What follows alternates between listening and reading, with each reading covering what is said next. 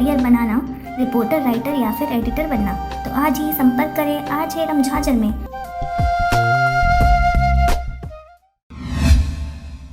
खबर है बेमेतरा जिला के साजा क्षेत्र का। बेमेतरा जिले के साजा ब्लॉक के ग्राम खुरुस बोर्ड में एक माह पहले पंचायत द्वारा बनाए गए सीसी रोड की वजह से घरों में पानी घुसने से वार्ड के रहवासियों को भारी असुविधा का सामना करना पड़ रहा है। मुख्य मार्ग नाला में तब्दील हो गया है, वहीं घरों में पानी आ जाने से भारी तकलीफों का सामना करना पड़ रहा है। बीते 2 दिनों में हो रहे बारिश से नहर में अधिक पानी होने के बाद नहर से पानी छोड़ दिया गया, जो पानी गांव के आम रास्ते से निकल रहा है और इसी वजह से सीसी रोड के किनारे लगे घरों में पानी घुसने लगा है। अब बेबस घर वालों के सामने रहने खाने की व्यवस्था के लाले पड़ गए हैं। इस बरसात के पानी के आगे सब बेबस नजर आ रहे हैं। ग्राम पंचायत के अधिकारियों के साथ ही जल संसाधन विभाग भी इस ओर कोई पहल नहीं कर रहा।